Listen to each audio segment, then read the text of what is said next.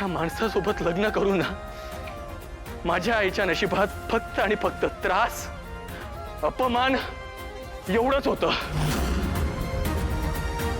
किती त्रास झालाय माझ्या आईला मला एकटीने वाढवताना तुम्हाला कल्पना पण नाहीये. हा माणूस पळून गेला, पण त्याचे परिणाम मी आणि माझ्या आईने भोगले.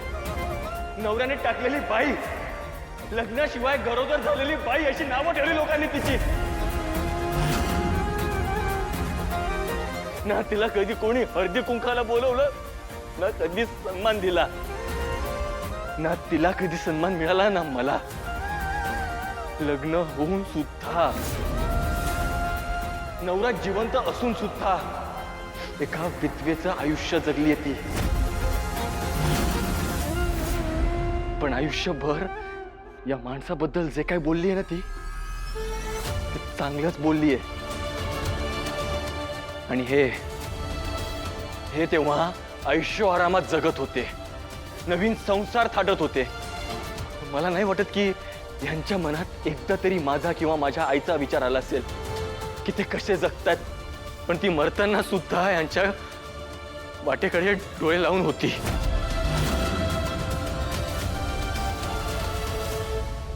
तिला हे सुद्धा माहिती नव्हतं की ती ज्या माणसावर एवढं प्रेम करतीये, ज्या माणसाचं मूल तिच्या पोटात आहे, ज्याला तिने जन्म दिलाय,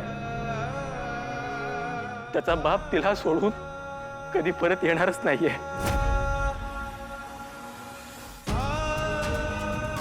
एका अर्थी बरं झालं हे सत्य तिच्या समोर तेव्हा आलं नाही.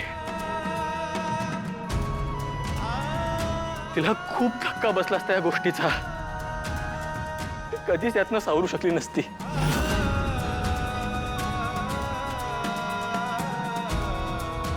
ज्या माणसावर आपण मनापासून प्रेम केलं तो एवढा फ्रॉड आहे हे जर तिला कळलं असतं ना, तर हा माणूस एक दिवस परत येईल या आशेवरती जगत होती. ती पण संपली असती. एकदा तरी तुमच्या मनात विचार आलाय, आपल्यासाठी घरदार सगळं सोडून आलेली बाई आपण सोडून गेल्यानंतर ती कशी जगत असेल? कधी विचार केलाय 12व्या वर्षी माझी आई गेल्यानंतर मी कसा जगलो असेल, कुठे राहिलो असेल, काय केलं असेल? तुम्हाला काही कल्पना आहे त्या गोष्टींची? हे सगळं तुम्हाला माहिती होतं. ज्या दिवशी तुम्ही माझ्या घरी आलात, माझ्या आईचा फोटो बघितला ना, त्याच दिवशी तुम्हाला कळलं होतं की मी त्याच देवकीचा मुलगा आहे जिला आपण वाऱ्यावर सोडून आलोय, जिची तुम्ही फसवणूक केली. तरीही मित्र मित्र म्हणत तुम्ही सतत माझ्या जवळ येत गेला. माझ्या आईकडनं सर्वस्व घेतलं, यावर मन नाही भरलं तुमचं? माझी फसवणूक का केली? बोला दयानंद खांडेकर, मला माझ्या सगळ्या प्रश्नांची उत्तरं पाहिजे. तुम्हाला हे कबूल करण्याची लाज वाटत होती की तुमचा हेतूच होता मला फसवण्याचा, हे मला माहिती नाही. पण शेवटी तुम्ही दाखवूनच दिलं. तुमच्यासारख्या माणसावर प्रेम करणं ही माझ्या आईची सर्वात मोठी चूक होती. नाही नाही रे, आम्ही खरं सांगतो, मला तुला अजिबात फसवायचं नव्हतं रे. नव्हतं ना? मग का नाही आलात आम्हाला एकदा बघायला? बापाची कर्तव्य का पार नाही पाडली तुम्ही? ना नवऱ्याची कर्तव्य पूर्ण केली तुम्ही, ना बापाची. या दोन्ही नात्यांची जी काही केली आहे ना, ती फक्त फसवणूक केली आहे तुम्ही. आणि एवढं सगळं होऊनही तुम्ही माझ्या नावापुढे तुमचं नाव लावलं. कुठल्या हक्काने? बोला दयानंद खांडेकर, मला माझ्या सगळ्या प्रश्नांची उत्तर हवी आहे. बोला. दया काका, हा जे काही बोलतोय ते खरं आहे?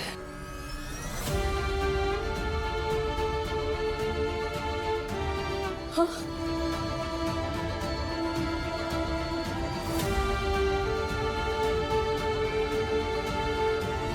पद्मिनी काकू म्हणजे पद्मिनी काकूला सगळं माहिती होतं? होय, मी तुझ्या काकूला सगळं सांगितलं होतं. आमच्या या नात्याविषयी सगळं.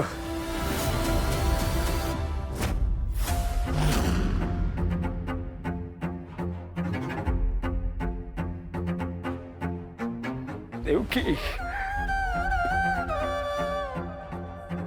देवकी कॉलेजच्या हॉस्टेलमध्ये असताना माझी आणि तिची भेट झाली होती. तेव्हाच मी तिच्या प्रेमात पडलो. आमचं शिक्षण पूर्ण झालं आणि लगेचच आम्ही लग्न केलं. आणि मी घरी येणारच होतो, सगळ्यांना सगळं सांगणारच होतो, पण अचानक दादा गेल्याची बातमी आली आणि आम्ही दोघांनी ठरवलं की आमच्या या लग्नाबद्दल घरी सांगण्याची ही वेळ नाही. मी धावत इथे आलो आणि आल्यावर बघितलं तर दादा खरंच आपल्या सगळ्यांना सोडून गेला होता. सगळी कंपनी लॉस मध्ये गेली होती.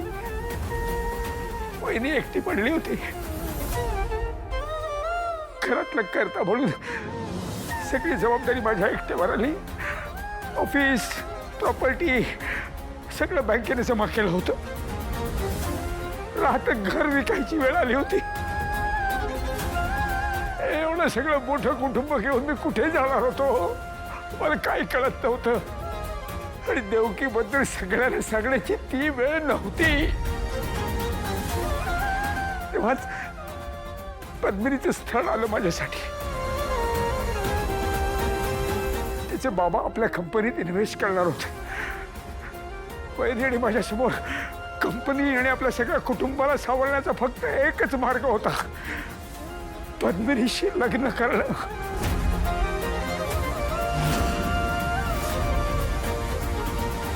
जेव्हा मी पद्मिनीला पहिल्यांदा भेटलो तेव्हा मी तिला सगळं सगळं खरं खरं सांगितलं होतं. पद्मिनीशी लग्न करण्यापासून माझ्याकडे दुसरा काही पर्यायच नव्हता.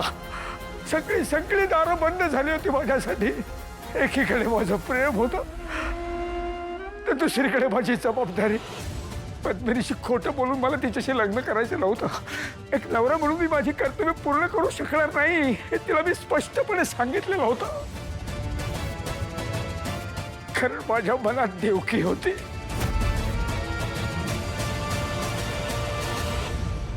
पण तेवढ्यात बातमी आली की मी आणि देवकीने आम्ही ज्या एका छोट्याशा घरात आमचा संसार सुरू केला होता त्या घराला आग लागली होती.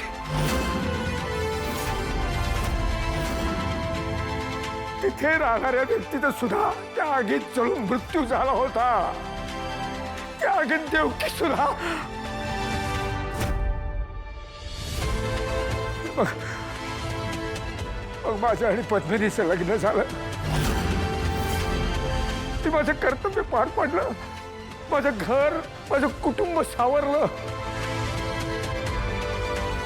त्यावेळी मला खरंच माहिती नव्हतं रे की देवकी त्या आगीतून वाचली आहे आणि तिच्या पोटात आमचं बाळ म्हणजे तुझा जन्म झाला आहे. या सगळ्याविषयी मला खरंच काही माहिती नव्हतं रे केदा.